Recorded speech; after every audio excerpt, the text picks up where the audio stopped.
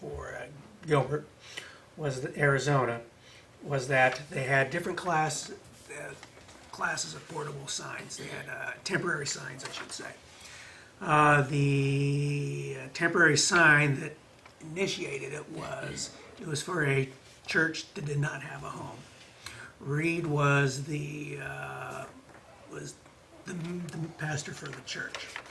So they would put out the signs to, you know, okay, this is where we're going to be at, because they weren't even at the same place every week. So they're always changing. So always needed the temporary signs to tell people where to go. Now, they were treated with a time frame differently than other signs, such as political signs or going out of sale signs, pancake breakfast signs, things like those. They were all treated differently. And so they couldn't treat, and it wasn't because Reed was a church, but it's because they were treated differently than these other types of speech. The one in the memo that was there is that, for example, they had different sizes and setbacks for political signs, which were larger and closer to the road. They had other signs that were really no different in the effect, even some signs that were the same size, that had a farther setback or they had a time frame. They had some signs that had no time frames. They had other signs which, even though there wasn't an end point to the, such as a special event, it didn't have a, these had a limitation on sign. So the idea was that they all had to be treated the same. Example around here, or a good example, were the political signs. Could be contractor signs, could be the I Stand With Israel signs, the anti-abortion signs, or the people against abortion, anybody along those lines. All of these people still have to be, you can't regulate them based on who they are or what someone is saying. So all you can do is that, okay, you have a temporary sign of, say, such and such a size. Well, they can have to be set back so far from the street, and then there's a time frame. Then you get to a certain size if it's larger. So it might be say a visual hazard on people trying to look around intersections. Well, then it comes in time if it's going to be taller, then you need to set back farther from the street. And the way the Supreme Court decision was written, it doesn't apply just to the temporary signs. It applies to all signs. So, which is why that you have, they all have to be, okay, maximum height of X feet. Okay, anything that's, the setback has to be so far back, which is why there's a provision in there under 3 feet, it can be closer to the road, but if there's a sign frame, it's either 15 or 20 feet back from the edge of the road, because that's to give you room to look around so it isn't blocking views of traffic. And so the primary, one of the primary factors behind this thing you're trying to achieve really is there's a public safety aspect of what you're doing with the signs. And it's also written in a way to allow people to be flexible for how they design their sign programs. Now, there's one actual main advertising sign for a business, or whether it's a church or whether it's a business with the full height sign. But if you have second entrances, you can have a smaller secondary sign to tell someone that this is where you're at, say on the next street. Okay, it still allows you to have entrance signs, right at the edge of the street, saying you're in and out arrows, and so those are actually allowed, but they're not considered part of the whole sign program because those are informational and safety type signs. You're looking at the the size of the signs on the building, the height of the sign, the square footage of the sign, and so you're trying to treat everybody the same. And when you say sign and banners are still a sign? Yeah, signs and banners are still signs, but if they're used temporarily, that's where there's the provision in there with the banners of... There's some examples of signs that might let you help. Yep, and there's one of them right here I had a couple people call to complain about because where it was at, they had difficulty safely seeing on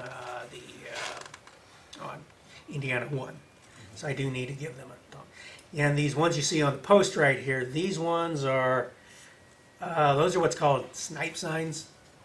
And really, they're not permitted under the current ordinance nor this one. Actually, they shouldn't be permitted, period, because you're trespassing when you're posting a sign on someone else's property. But, it's, who's gonna send someone out there to take them down? It's probably not as much of an issue for some of the phone companies and so on as were in the past. But at one time, when they had when they had to use the shoes, the spikes, well, they would hit them, they would slip and slide. They would lose their footing and then slide, so it's a hazard to them. So those are really theirs, and they shouldn't be allowed. But like I said, the utility company could take them down. Anybody who's right away within their end, whether it's the city of Connersville, the state of Indiana, or the county highway, or the Fayette County, can remove them. But it's primarily because of the safety aspect. Then, like I said, that one banner right there, I do need to speak. Yeah. Yeah, I do need to speak with them about that, to have them move the post and then set it back farther from the road because of the people complaining about it, having difficulty seeing. And one person who's, I do know, is you also know her, is she called in because her daughter had some problems, looking around it, so she was afraid for the safety of her daughter. And then you have banners that are on buildings, Yeah. such as grand opening. Well, what you allow is for the banners on the buildings, those temporary signs, you allow the same size as the actual, that you would allow for the regular permanent sign, that type of thing. Let me see that. On building signage. On building Yeah, signs, and yeah. we'll see that. And as our discussion before the meeting, I did read most of the material, which was lengthy, and understood most of the material. And since the city council will have to Yep. vote on an ordinance about this, I wanted to get as much information as possible since I didn't fully understand all of it. Yep.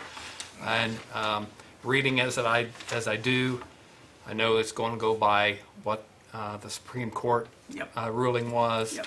Understanding that what I read was some things still are treated differently, but Yep. it's Yeah. it's But the considered main one is just not speech, Right, speech and speakers are treated differently. right. Yeah, so you can, And that's why Yeah. I have photos of, I try to make photos of different types of signs. So that would add to the conversation, so. and for example, you probably then noticed in there's the reference within say temporary signs within an X period of time after the event is over. They need to be removed. And that's in there to apply to things such as, after the political campaign season is over, boom, you got about a week to remove them. Your real estate property is sold, well, you gotta remove them within that period of time. And really, one of the problems people complained about is there's a couple contractors in particular placing their little sticks in the ground all over town, which aren't allowed under the current ordinance. They're still not allowed under this. I do know there are contractors, while they're working at a location, Exactly. put a sign out So, front. which is why after the work is done, it has to be removed. Okay. Which is why if something, after an event or a period of time, that's why it requires it to be removed in a certain period of time. Will you allow, with this being brand new to a lot of people and somewhat difficult to understand by general public, Easier than the last one to understand. will there be a period of grace time to get an understanding and you can say, this isn't allowed in the new ordinance, yeah. but Absolutely. for the first 6 months of the year or whatever. That's what you always do is when something's new right there, you Okay. always give someone a heads up. Okay. And unless it's a safety thing, I do the same thing when there's been some tweaks to the building code. Well, I was gonna say my interpretation of it was deal with the safety issues first by the end of the year. Yep. Yeah. The other things, Yeah, absolutely. Yeah, because that's always your priority with the things are public safety, especially when you're severely limited with a lot of things as far as your. You're welcome to these if you want. Oh, okay. Oh, sure. Thanks, Dave. the time and resources, is that you really have to focus then on other things with public safety. 'Cause that's the big one right there. I have other photos, but I think they're more of permanent signs. Yep. Also directional signs as in enter, exit, Yep. that kind of things, or which aren't addressed in the same manner as what I'm questioning. Yep. Because we're really interested in the temporary signs, right? Yep. So, That's what and drove temporary Yeah. is a broad term. As I mentioned, there are some of those four-legged temporary marquee type signs Yeah. that's been in the same location for 3 years. So, Well, if what you'll look at is, and it's some of the same language as in the current code, but it's the. It'd be nice to get rid of, when they have garden sales, get rid of them, yeah. instead of leaving them up and up and up. Yep, absolutely. I And think for it ought to be example, limited time. yeah, for example, those. And I think it does under the ordinance. Yeah, under including the current one. Yeah. So for example, is they still have a bunch, people leave their yard sale signs out after the yard sale is, I mean, if the city street department's instructed to remove them when they're no longer defunct, they can remove them. Things like that. But, yeah, okay, I just think about there's the yard sale signs, it's the, okay, where was I going? Well, we were just talking about temporary signs and comparing which and Oh, yeah, what. yeah. And Well- some are on their actual property, some are in right-of-ways, some are actually nailed to a pole, Yeah. so, Yeah. which are not legal anyways. Yeah, and the thing with the changes within the actual height and then the distance of the smaller ones from the road was something that your fellow council member, Mr. Frank, had some questions about. So that was loosened just a little bit at his request, and it was based on actual. It was a practical on his part, his concern over that. But it's the portable signs. Well, what it led into is also an opportunity to eliminate as much as possible some of the different formulas that we had. Because a lot of things, such as your maximum sign program, there's this, multiple optional formulas. Okay, is given a maximum size of your height was based on your length of the road frontage, so that was just changed. There's just the actual maximum height. Good So it's an idea. attempt to simplify things by minimizing the use of formulas. Good idea. And I think one of the things also in particular, Mr. I wasn't sure about the matrix form. And as Mr. Crawford had been responsible also for enforcing the zoning code, he appreciated the matrix. For him, it made the sign regulations a lot, made it easier for him to understand where things were, what the rules were, rather than having to dig through the pros. Well, I appreciate the work that you and the others have done. Just put something in a layman's terms so we can somewhat understand it. Even though there's still a lot of legalese that's why the words of content-based threw me. Well, everything has content to it, so Yeah. what are you talking about there? So Well, have a better which is where it comes in, is the actual term they use is content neutral.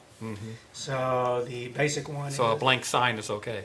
well, it's like, To me, that's neutral. well, that's why is when someone wants to present you with, say, their plans for their sign, it's like, I don't care what's on the sign. I can't regulate what's on the sign. I just need to know the dimensions. Location, dimensions, length of time, that kind of stuff. Exactly. Those are all the things that you have to concern yourself with. So, as the way the Supreme Court decision was that if you have to look at the sign to know, if you have to see what's on the sign to know how you have to deal with the sign, regulate the sign, it's a First Amendment case. And then the big problem with that, what they call strict scrutiny, is that then the entire burden then falls. So, for example, say you're someone who's challenging a certain sign regulation because you didn't get to put in what you wanted to as far as the sign goes. Well, say if you challenge it, and you have to read it to see how it's actually to interpret. So once you actually read it to interpret it, is that, so that's the first test that, say, a judge would go to. It's like, okay, boom, well, we read this regulation. Well, you have to know what's on the sign in order to know how to regulate it. So therefore, it's legitimately a First Amendment problem. So that's where it goes into the strict scrutiny. And the strict scrutiny then falls on the actual legal jurisdiction. So the burden is now on the legal jurisdiction to demonstrate that the rules that you have are the absolute minimum to achieve the public purpose, which is public safety. When you were talking about not limiting the content, I hope you're not saying that any language on the signs is fair game. Well, that goes to the one about the, which Supreme Court Because there's case- certain which things could be Supreme- put on a sign that I think everyone would. Yeah, well, that would gets into the disagree one with. with the, what was the Supreme Court case in it with the, as far as, with the language is the, but I know it when I see it. But, yeah, it's, then it's just, you just have to be real careful with it, but, yeah, all kinds of different profanities now. Right, exactly, that's what I'm going for. Yeah, yeah, absolutely. Because someone could be for or against something, but use profanity in order to. It's one of those, I think that comes under, if I'm not mistaken, kind of like you know it when you see it. Yeah, exactly. Kind of, which isn't a great level of scrutiny, but Yeah, I forget which Supreme Court justice it was, but that is what. that's pretty much what it is. was. It's kind of like you know it when you see it when it Yeah. comes to profanity. Because there is language Yeah, that I don't pornography. use that I know some people, it's their normal conversations. Wow. Yeah, and that's where it's, well, and a good example of where, okay, you know when they had the Jesus the Answer crosses that people were sticking in the city right away all over town. I couldn't help but think that, well, now how, there's a great everybody shrug of the shoulders. Now, what I couldn't help but imagine is that now, if someone right next to it would have put in, there's no God but Allah next to it, people would have been going crazy. But you know what? You can't treat the two differently, because that's an example of. But it's still a signage, Yeah, right? and that's an example of it's the same type of speech which you can't regulate. But this is a good example of the part in there not discriminating against speakers. You can't treat speakers differently either. Not only the speech, but the speakers. But So the I think- size and where it's located, you can. Yeah. Okay. Yeah, so if you were to go through and, say, insist on pulling up the "There's no God but Allah" signs, you had to do the same thing with the Jesus Saves crosses. Sure. Yeah. But in the meantime, is you have any other questions before it's on your next agenda? Oh, yeah. So feel free to stop by if you have more questions. Well, I know how to get a hold of you. I know how to get a hold of other people on the Yep. board, so. Yep. But I think that certainly helps me, and I think the questions I have assist the public in understanding also. Yeah, but, because I think I also got a copy to David, but in the meantime, is if you could, make sure David has a copy that he's seen also. David Butch, city attorney, so that David has a chance to go ahead and look at it too. Appreciate it. Because he may see something as an attorney that, I didn't, some things that John Baker might not have seen, or Colin or Ann, or myself may have missed, or, questions otherwise. My biggest assessment of it is, and it's like you said, there's a lot of legalese in it, but in reading over it, I mean, the biggest thing is safety is going to trump anything. And then when it comes to obscene or whatever, it's kind of like a you know it when you see it type Yeah. thing, which it isn't very helpful because, signs might go up and you don't realize until you see it. But honestly, I think that was my biggest assessment is, what does this all mean? It means we'll know when we see it that, that's going to violate the Supreme Court ruling. Yeah. So, And, unfortunately, they're usually vague like that. Yes. I mean, And after that, we're looking at size, setback, Right. length of time displayed, and Yes. that Okay, kind of now, stuff. for example, as you're referring to with the profanity type thing, or the pornographic, or that actually it had to do with pornography, but I know it when I say it, but would be that, now if there is a problem with something like this, I think the city and the county, they would really, to deal with something like that, it probably behooves, say, the local governments then to contact an attorney that's a First Amendment specialist on these things, because otherwise you can get waded into something. Because around the same time as because there's a session on We're the, gonna have to have a quorum. yeah, Yeah. yes, we do. And so there's another one is where, the other one is that, that communities have to be careful about how they regulate adult industry. You know, all aspects, whether it's the bookshops, anything else, because Supreme Court cases have decisions that have found that it's you can have other rules in place, but basically exotic dancers, strippers, whatever you want to call them, it's a protected form of speech. No, I just moved back to town, but I don't think that's a big industry here. No, Is it? no, Okay. no, I it just, really you isn't. know, No, so But I appreciate when the other work communities have that gotten into it, is Sure. they've gotten themselves in big problems. during yeah. the meeting. Bill, Yes. excuse me, You wanna say quick for a question. meeting, do you? When How this long's gets, it last? when this 2 minutes. makes it through the process and is ultimately approved, will this allow like the other city enforcer or county enforcer that does other things, yards and what have you, Yeah. can they use then this to They enforce? absolutely can. The city has the authority, because the zoning code is part of the city code.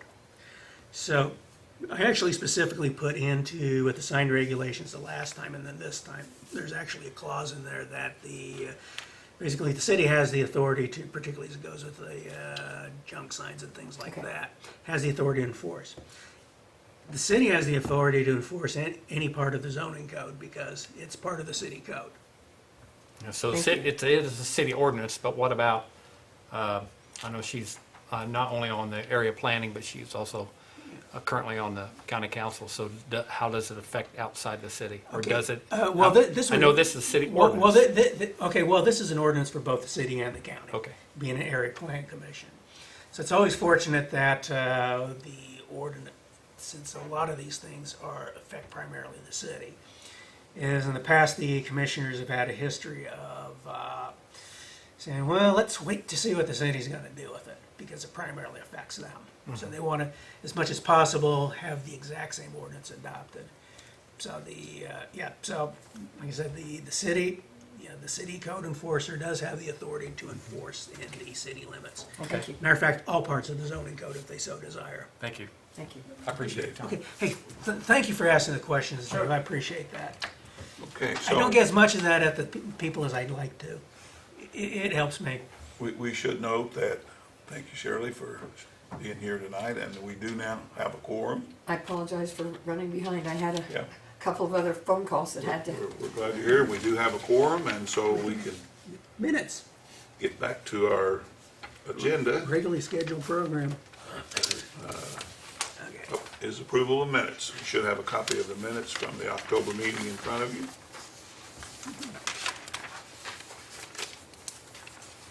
Is I'll there make a motion that we pass. Okay, I'll second. okay, motion, thank you. Motion by Shirley to second. Any discussion? All in favor say aye. Aye. Any opposed? Motion carries. Next item is public hearings. I think we've, Well, we talked about it, but while waiting for the quorum to show up. yeah, But Is there any- it wasn't part of the public hearing. understand. So, so it's kind of just a little bit. So now we are officially Yeah, gavel in the public hearing. open for public hearing. I have no additional comments. Any other members of the board? Anything you'd like me to further enlighten you upon, other than the meaning of life?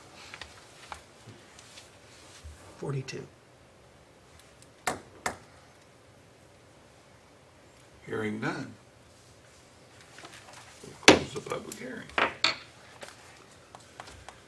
Is there any questions from the commission further on this ordinance? So now we can either send a favorable recommendation to the city council and the county commissioners, or an unfavorable, or a no recommendation. Now, bear in mind, since we have a quorum, that whatever the motion is, has to be unanimous. Yeah, since there's only 5 of us. And I am in favor that we do, well, at the beginning, what we said was going on there. What David brought up, so the city will know what's going on. Yep, okay, so you're making a motion to, approve it as presented? Yes, The ordinance is presented? Favorable? favorable of it. And Favorable. I would like to second that motion. Okay, we have a motion and a second for a favorable recommendation to the council, city council, and the commissioners. Are there any questions on the motion? We'll do a roll call vote. Okay, Mr. Harrell, Yes. Ms. Wise, Yes. Mr. Sudoff, Yes. Ms. McCann, Yes. Ms. Seiler. Yes, Okay, and, all right, and it carries by a 5-0 vote. Thank you. So we have passed a favorable recommendation to forward. 2 years of work, finally. Yeah. And we thank you for Yeah, that yeah. diligent work. It's not an easy thing to, Yeah, well, I think it's kind of helpful in that, that we didn't have a mad rush into it, because with just being the only person, I had a lot of ebbs and flows to my time to work on this. So I think that gave time to not run into a panic situation with this. And then gave me a little bit more time here and there to think about things, think about potential pitfalls. And so I really appreciate this. Thank you very much, everybody. Thank you, Bill. Okay, next item is the director's report. You have a copy of that in front of you.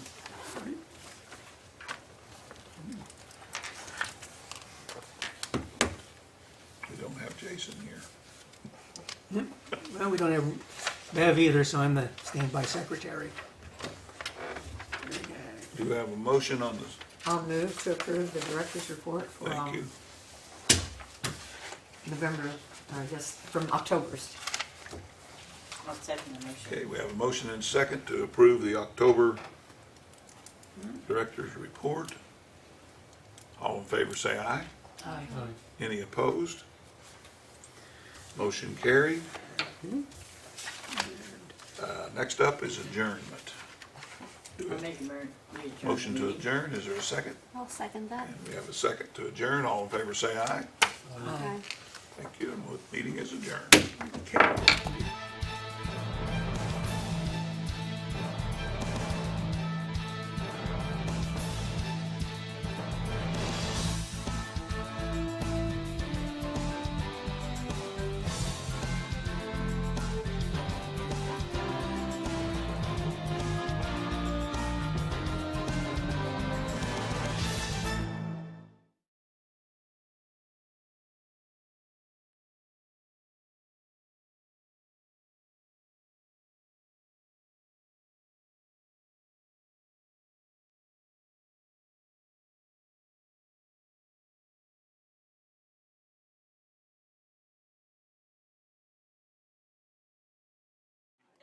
Just random on a It'll take 2 people full time. She does. Take care of it. It's really a matter of somebody complains and You go to where the special today. I know my feelings about that, but that's the only option that you really do have. But she's actually, one night some friends texted me about it, see if I knew more about it. But, so I'm currently living with them.